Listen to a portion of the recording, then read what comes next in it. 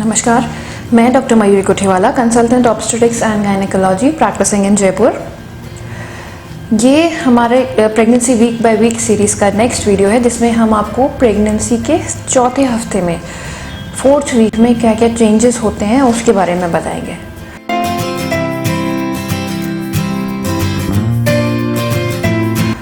तो सबसे पहले जो 4th वीक होता है, जो प्रेगनेंसी का चौथा हफ्ता होता है, वो शुरू होता है बच्चे के मदर के साथ अटैचमेंट के साथ, जिसको हम कहते हैं इम्प्लांटेशन। मैंने अपने लास्ट वीडियो में भी बताया था इम्प्लांटेशन क्या होता है, उसमें क्या क्या सिम्टम्स रह सकते हैं। तो इम्प्लांटेशन जो होता है बेबी का अटैचमेंट, जो ब्लास्टोसिस्ट स्टेज होती है, वो जब मदर की यूट्रस जो बच्चेदानी है उसकी इनर मोस्ट लेयर, जिसको हम एंडोमेट्रियम कहते हैं, उसमें जाके अटैच होने लगता है। उस टाइम वो मदर से जो महिला हैं उनसे ब्लड फ्लो, न्यूट्रिएंट्स, वो सब लेने के लिए एक अटैचमेंट क्रिएट करता है। वो धीरे धीरे प्लेसेंटा में कन्वर्ट होगा, प्लेसेंटा डेवलप होता है, अवल नाल जो होती है वो धीरे धीरे उसी अटैचमेंट्स में अवल नाल बनती है। तो इस चीज़ को हम लोग इम्प्लांटेशन कहते हैं। और ये इम्प्लांटेशन जो है 3rd वीक के एंड में या 4th वीक के स्टार्टिंग में आप मान लो ये कंप्लीट हो जाता है। और इम्प्लांटेशन के टाइम पे हल्की फुल्की स्पॉटिंग महिला को दिख सकती है, जो कि बिल्कुल भी घबराने की कोई बात नहीं है इसमें, और ये हार्मलेस रहती है बच्चे के लिए। बस कई बार जो है इम्प्लांटेशन ब्लीडिंग की वजह से थोड़ा सा कंफ्यूजन हो सकता है महिलाओं में, कि क्योंकि ये जो इम्प्लांटेशन ब्लीडिंग है वो लगभग उसी टाइम पे आती है जब कि आपके नेक्स्ट पीरियड की डेट होती है। तो कई बार कन्फ्यूजन ये होता है कि पीरियड आया था फिर भी प्रेगनेंसी कैसे लग गई। तो इसका बस इतना सा डिफ्रेंशिएशन है कि इम्प्लांटेशन ब्लीडिंग बहुत ही हल्की होती है, बहुत कम मात्रा में, बस स्पॉटिंग भी दिख सकती है, और पीरियड्स जैसे नॉर्मल फ्लो नहीं होता है इसके अंदर।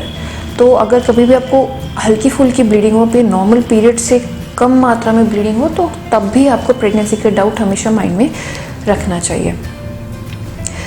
तो इसमें जो है, जो अपना बेबी है उसको हम इस स्टेज पे एम्ब्रियो कहते हैं, वो अपना अटैचमेंट मदर से बनाता है। इसके अलावा उसमें जो है जर्म लेयर्स, 3 जर्म लेयर्स होती हैं बॉडी में, एंडोडर्म, मीजोडर्म, एक्टोडर्म। ये जर्म लेयर्स आगे चल के सारे बॉडी पार्ट्स बनाती हैं। तो उन तीनों जर्म लेयर्स का फॉर्मेशन हो चुका होता है इस टाइम पे। इसके अलावा जो है बच्चे का सेक्स ऑलरेडी डिटरमाइन हो चुका है, आपका बेटा है कि बेटी है, वो ऑलरेडी 2nd वीक में जब फर्टिलाइजेशन होता है तब डिसाइड हो चुका होता है। जो सिम्टम्स की बात करें महिला में, तो सबसे कॉमन सिम्टम है at the end of 4th week. 4th week के लास्ट में पीरियड मिस हो जाता है। अगर आप प्रेगनेंसी कंसीव कर चुके हैं और साइकिल्स एकदम रेगुलर हैं, 28 डेज़ या 30 डेज़, जो भी आपकी साइकिल एकदम फिक्स्ड हैं, तो आपका पीरियड मिस होना ही सबसे ज़्यादा रिलायबल साइन रहता है प्रेगनेंसी का। और मोस्ट कॉमनली यही साइन दिखता है, इसके अलावा कोई साइन सिम्टम्स नहीं दिखते।